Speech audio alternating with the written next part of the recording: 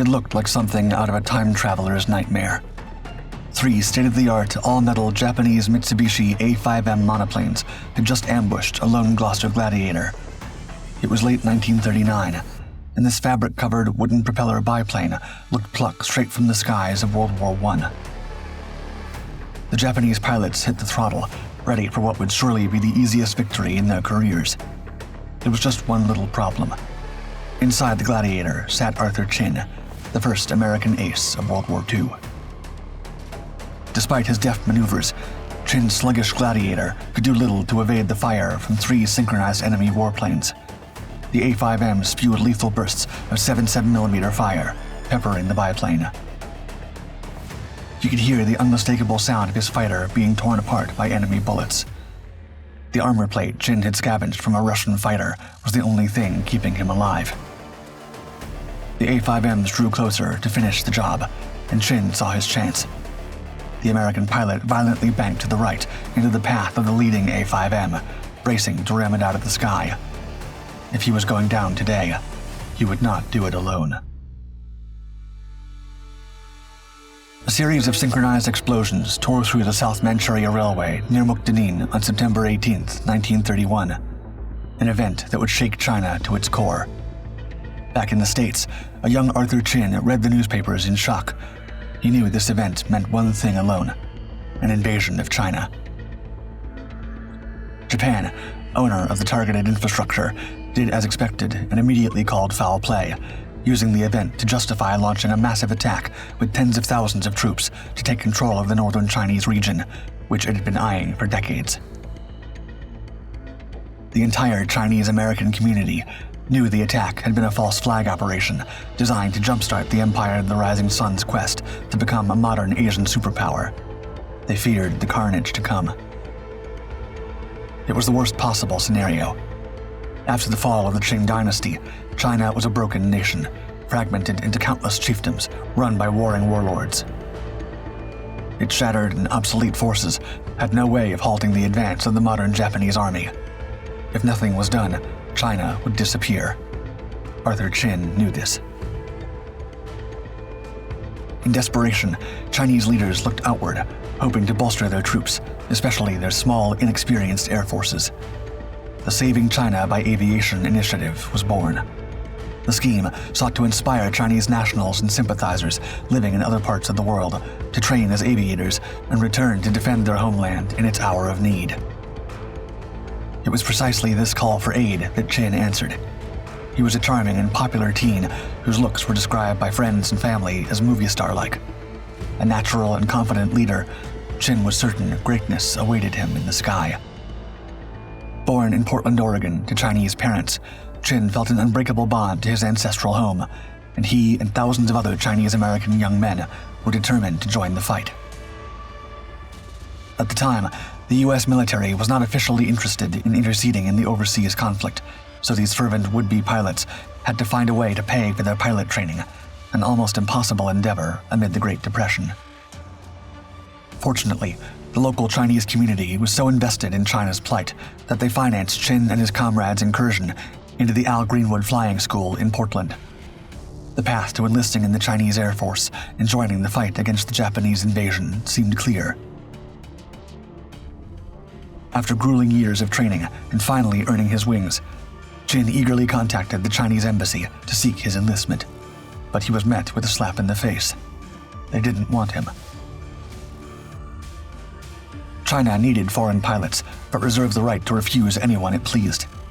By the time Chin tried to enlist, a sweeping paranoia that pilots of American origin might include enemy agents or Chinese dissidents convinced the Central Chinese Air Force that no pilots were better than enemy pilots clad in Chinese uniforms. But Arthur was not going to be left out of the game, not after all he'd gone through. He would defend his ancestral home one way or another.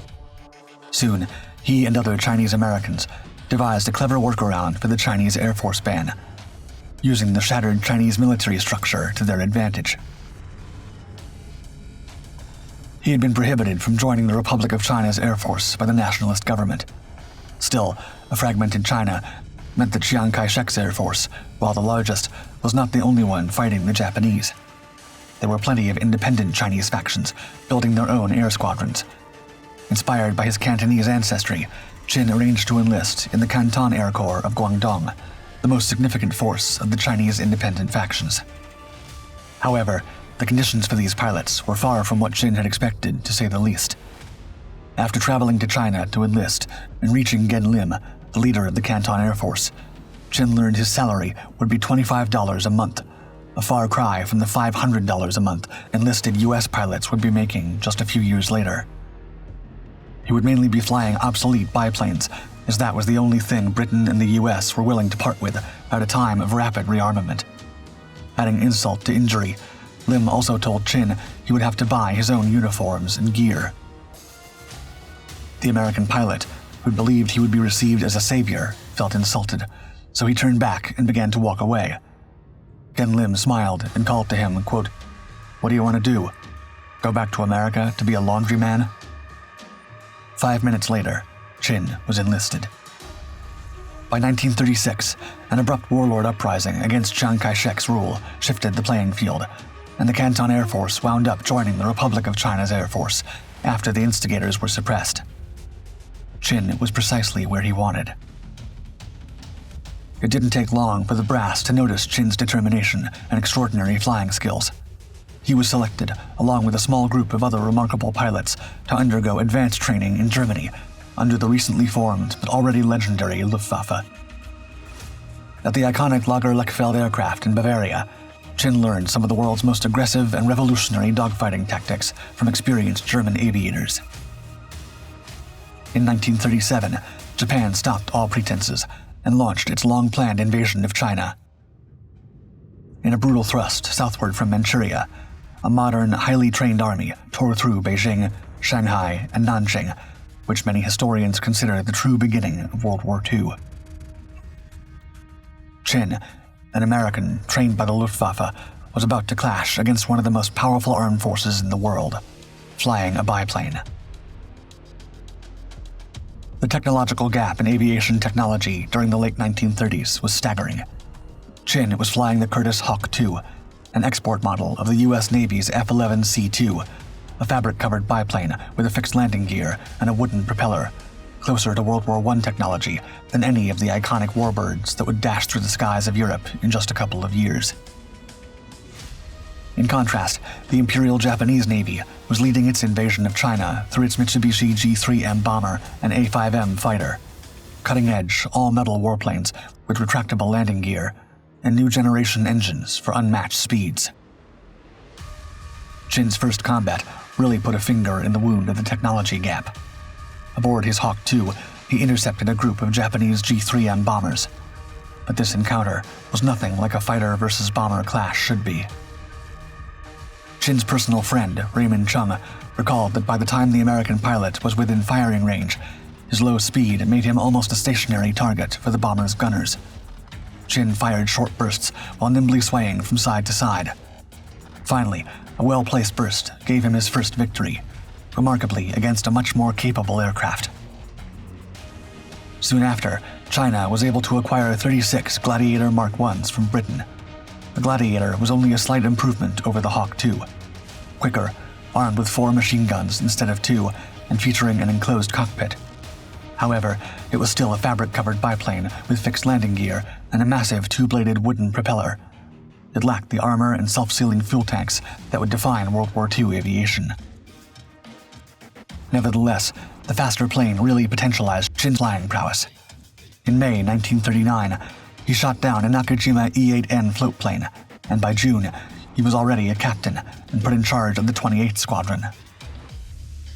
Days after his promotion, on May 16th, he successfully engaged and shot down another G3M2 bomber, marking his 5th victory and making him officially a flying ace, and according to many historians, the first American ace of World War II.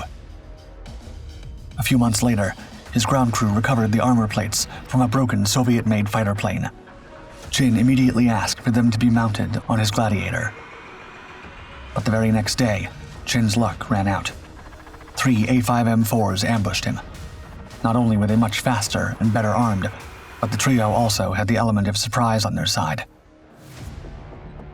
In an instant, Chin was in the middle of a bullet storm.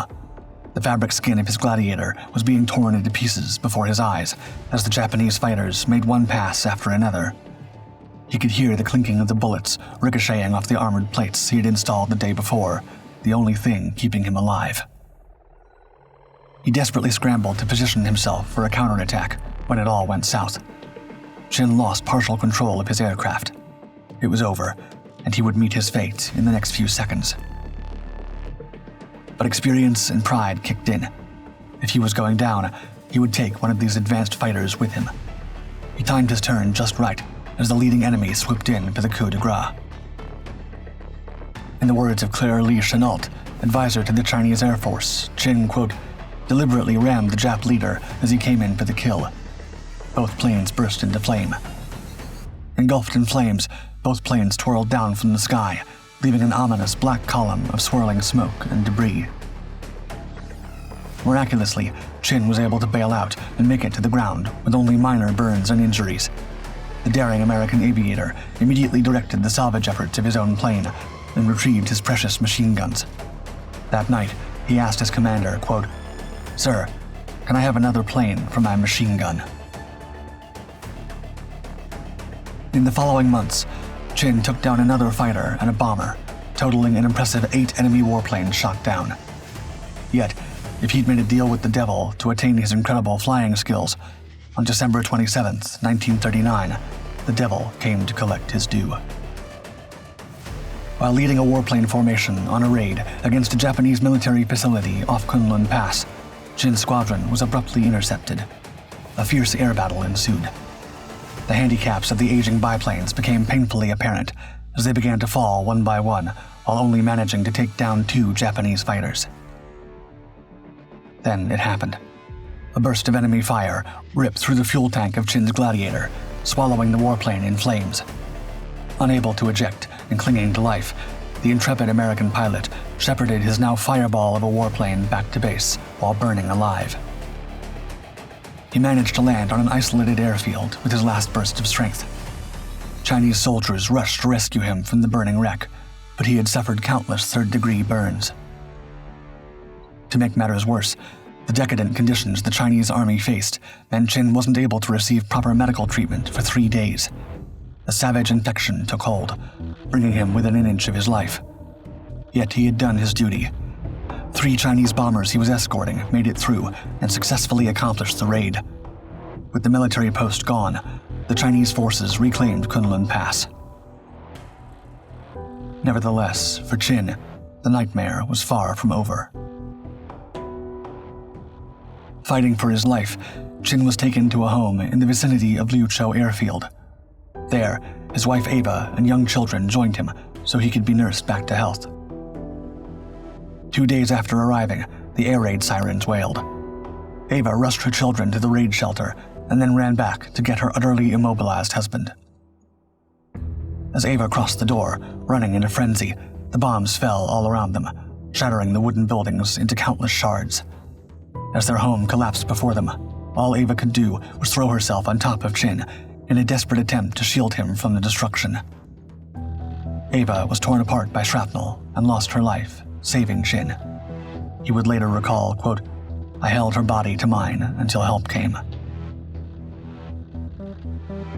Chin underwent 8 surgeries in Hong Kong and 20 more in New York years later.